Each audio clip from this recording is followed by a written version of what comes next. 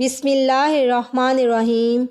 السلام علیکم ناظرین، آج کی ویڈیو میں آپ کو حضرت نوح علیہ السلام کے بارے میں بتاؤں گی، اس لیے میری آپ سے درخواست ہے کہ ویڈیو کو آخر تک ضرور دیکھیے گا۔ اس زمین پر حضرت آدم علیہ السلام کے تقریباً 1000 سال بعد اللہ نے عراق کی زمین رافتین کا انتخاب کیا اور وہاں اپنے بندے یشکر بن لامک کو نبی بنا کر بھیجا، جن کا نام بعد میں حضرت نوح علیہ السلام ہوا، اس واسطے کہ وہ اپنی قوم پر بہت نوحہ کیا کرتے تھے۔ حضرت نوح علیہ السلام حضرت ادریس علیہ السلام کے پڑپوتے ہیں اور حضرت آدم علیہ السلام کی 10ویں پشت میں سے تھے۔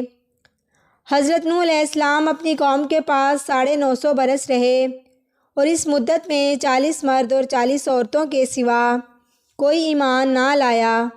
امر الہی سے حضرت نوح علیہ السلام ہر روز پہاڑ کی چوٹی پر چڑھ کر اللہ تعالیٰ کی طرف خلف اللہ کو دعوت الحق دیتے اور پکار کر کہتے لا الہ الا اللہ وانا رسول اللہ، اور ان کی آواز اللہ کے حکم سے مشرق و مغرب تک پہنچ جاتی۔ اس وقت کے لوگ کلمے کی آواز سن کر انگلیاں اپنے کانوں میں ڈال لیتے اور بعض کافر یہ آواز سن کر بھاگ جاتے۔ جب وہ ان مردودوں کو اللہ تعالیٰ کی طرف دعوت دیتے تو وہ کافر سب کے سب بے ادبی سے حضرت نوح علیہ السلام پر ہاتھ چلاتے اور مارتے مارتے آپ کو بے ہوش کر دیتے، مگر آپ ہوش میں آ کر پھر لوگوں کو اللہ کی طرف بلاتے۔ ایک دفعہ کا ذکر ہے کہ حضرت نوح علیہ السلام کے گلے میں کافروں نے رسی ڈال کر کھینچا تو اس صدمے اور تکلیف سے حضرت نوح علیہ السلام 3 روز شدید بے قرار رہے، مگر پھر بھی دعوت الہی میں برابر لگے رہے اور کسی قسم کی کوئی کوتاہی نہیں کی اور اللہ کے واسطے تکلیفیں اٹھا کر خلف اللہ کو دعوت حق دیا کرتے، یہاں تک کہ طوفان کی نوبت آ پہنچی۔ اور ایک دن کا ذکر ہے کہ حضرت نوح نے اپنی قوم کو خدا کی طرف دعوت دی تو کافروں نے حضرت نوح علیہ السلام کو ایسا مارا کہ تمام کپڑے لہو لہان کر دیے۔ تب ان کی بیوی جو کہ کافرہ تھی کہنے لگی کہ اے قوم، حضرت نوح دیوانے ہیں، تم اتنا مت مارو۔ جو وہ کہتا ہے اپنے دیوانے پن سے کہتا ہے اور وہ کچھ نہیں جانتا۔ حضرت نوح نے اپنی بیوی سے جب یہ بے ادبی کی باتیں سنی تب حضرت نوح علیہ السلام نے آسمان کی طرف منہ کیا اور رو کر کہا، جیسا کہ قرآن مجید میں اللہ تعالیٰ نے فرمایا، پھر اس نے پکارا اپنے رب کو کہ گر گیا ہوں کافروں میں اور تو میرا بدلہ ان سے لے۔ فی الفور حضرت جبرائیل علیہ السلام نے آ کر کہا، اے نوح علیہ السلام، تو دعا کر، تیری دعا خدا کی بارگاہ میں مستجاب ہے۔ یہ قوم کفار تم پر ہرگز ایمان نہ لاوے گی اور تم اس درخت کو لگاؤ۔ اور دوسرا قول یہ ہے کہ جبرائیل علیہ السلام نے ایک شاخ درخت بہشت سے لا کر دی۔ حضرت نوح علیہ السلام نے اس شاخ کو زمین پر لگایا۔ جب 40 برس گزرے وہ درخت اس قدر بڑا ہوا کہ 600 گز لمبا اور 400 گز موٹا ہو گیا، اور 40 برس تک ان کافروں کی بیویاں بانجھ رہیں اور ان کی نسلیں منقطع ہو گئیں۔ اس لیے وہ اپنے بیٹوں کو حضرت نوح کے پاس لے جا کر بولی، اے لڑکو، تم اس کو دشمن جانو اور اس کی بات نہ ماننا، اس کو ہمیشہ ذلیل و خوار کرنا کہ وہ دیوانہ ہے۔ حضرت نوح علیہ السلام نے جب یہ وصیتیں ان سے سنی تب ان لوگوں سے نا امید ہو کر درگاہ الہی میں زاری کی اور کہا نوح نے، اے میرے رب، اب نہ چھوڑنا زمین پر منکروں کا ایک گھر بھی بسنے والا کہ نسل کافروں کی باقی نہ رہے زمین پر۔ تب جبرائیل علیہ السلام تشریف لائے اور فرمایا کہ اے نوح، اس درخت سے تو ایک کشتی بنا۔ نوح نے کہا کہ کس طرح بناؤں؟ جبرائیل نے کہا کہ اس درخت کو کاٹ کر اور چیر کر تختے بنا، میں تجھے بتاؤں گا۔ حضرت نوح علیہ السلام نے اس درخت کو کاٹا اور چیر کر تختے بنائے۔ پھر جبرائیل علیہ السلام نے کہا، درخت کے تختوں سے کشتی بنا اور شاخوں سے اس کی میخیں لگا۔ حضرت نوح علیہ السلام نے اس درخت کے تختے بنائے۔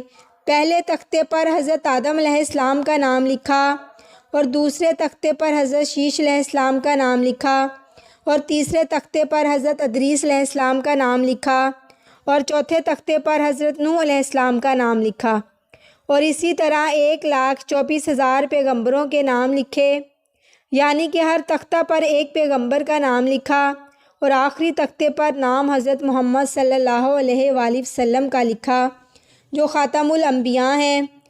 حضرت جبرائیل علیہ السلام کی تعلیم سے کشتی بنائی۔ طول اس کشتی کا 1000 گز اور عرض اس کا 400 گز تھا۔ اس کشتی کو بنانے میں 100 سال لگ گئے۔ جب کشتی تیار ہوئی تو فائدہ تفسیر میں لکھا ہے کہ وہ کافر ہنسے کہ خشک زمین میں غرق ہونے کا بچاؤ کرتا ہے، اور حضرت نوح علیہ السلام اس چیز پر ہنستے تھے کہ دیکھو ان کے سر پر موت کھڑی ہے اور یہ لوگ ہنستے ہیں۔ غرض کہ کشتی تیار ہو گئی لیکن اس میں 4 تختے کم ہو گئے۔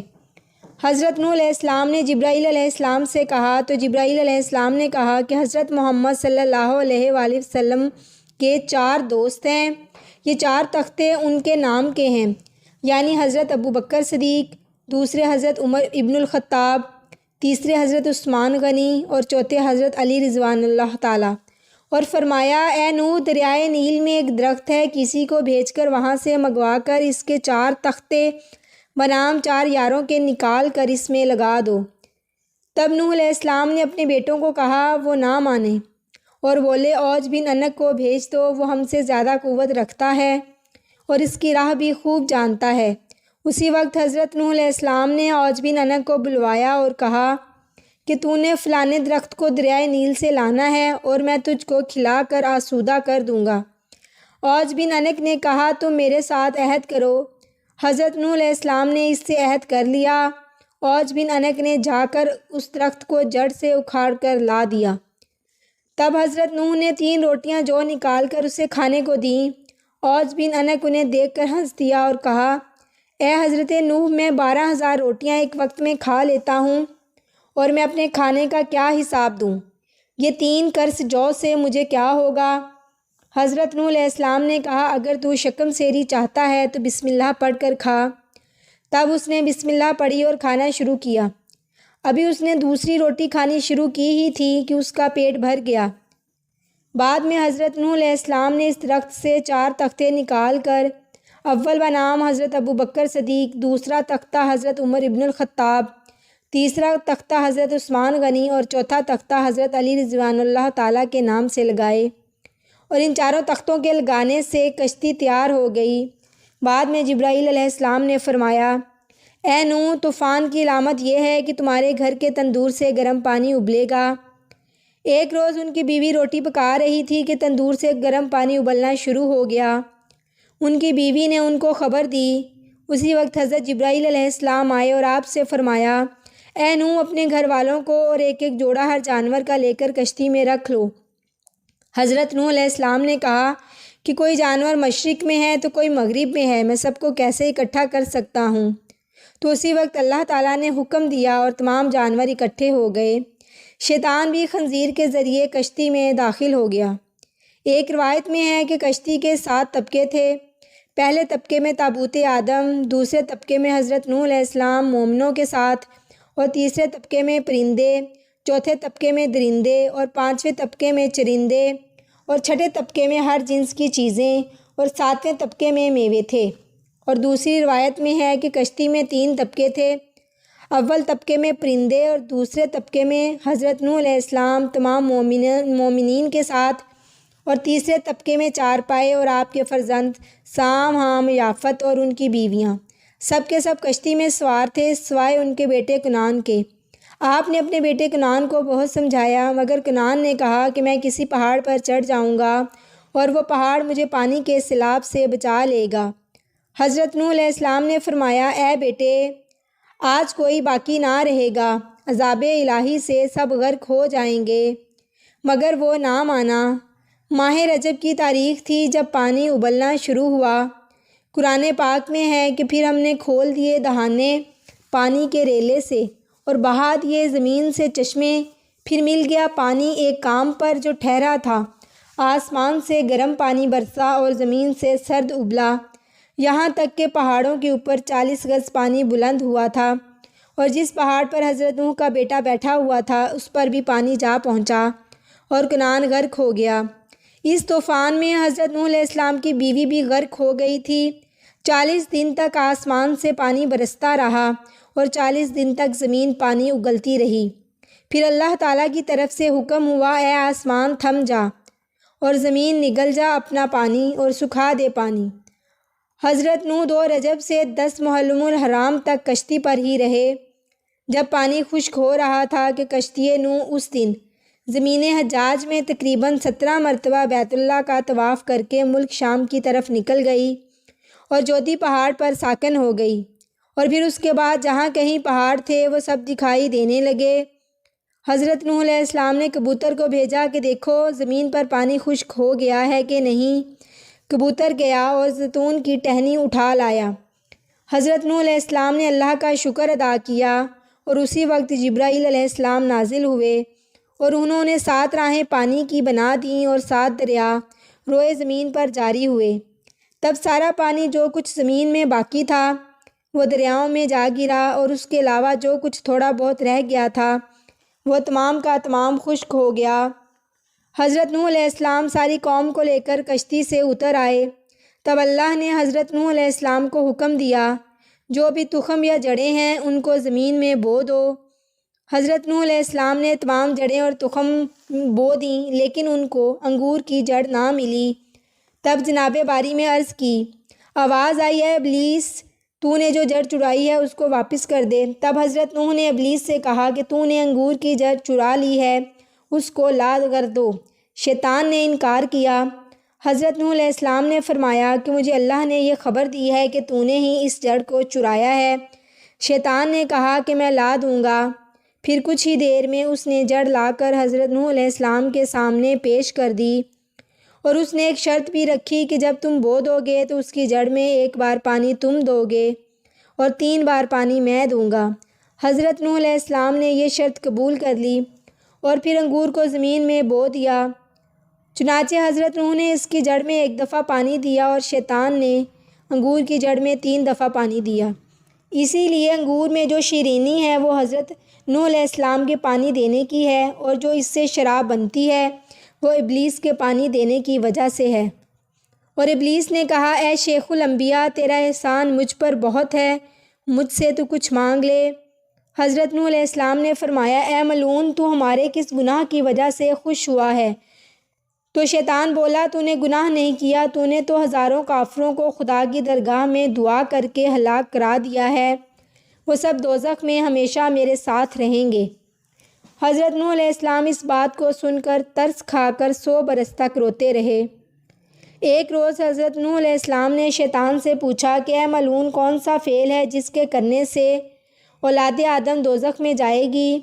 وہ بولا کہ 4 چیزیں ہیں، اور وہ یہ ہیں: حسد، نمبر 2 ہرس، نمبر 3 تکبر، اور نمبر 4 بخل۔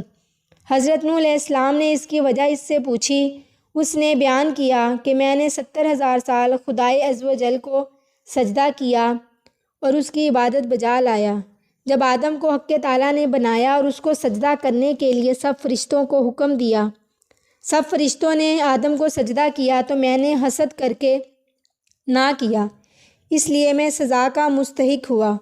اور دوسری یہ ہے کہ حق تعالیٰ نے مجھ کو ارشاد فرمایا کہ تو نے آدم کو سجدہ کیوں نہیں کیا؟ اس وقت پھر میں نے تکبر کیا اور کہا کہ میں اس سے بہتر ہوں، کیونکہ تو نے آدم کو خاک سے بنایا ہے اور مجھ کو نار سے بنایا ہے۔ اللہ تعالیٰ نے اپنی درگاہ میں مجھے مردود کر دیا۔ اور تیسری وجہ یہ ہے کہ ہرس ہوئی آدم کو گیہوں کھانے کی کہ جسے اللہ تعالیٰ نے منع کیا تھا تاکہ وہ ہمیشہ بہشت میں رہیں، اور میں نے ان کو گیہوں کھلایا، اس لیے بہشت سے نکالے گئے اور یہاں گرفتار ہوئے۔ اور چوتھا بخل ہے کہ خدا تعالیٰ نے بخیلوں پر جنت کو حرام کر دیا ہے، وہ ہرگز جنت میں نہ جائیں گے۔ ابلیس سے جب یہ ماجرا حضرت نوح نے سنا تو وہ بہت پریشان ہوئے۔ اس کے بعد ابلیس چلا گیا۔ بعد میں اللہ تعالیٰ نے حضرت نوح کو حکم دیا کہ اے نوح، کشتی کی لکڑی سے تو ایک مسجد بنا۔ تب انہوں نے جودھی پہاڑ پر ایک مسجد بنائی اور وہاں بستی بن گئی، اور اس بستی کا نام سمانین رکھا، جس کے معنی ہیں 80 آدمی مومن اور مومنہ۔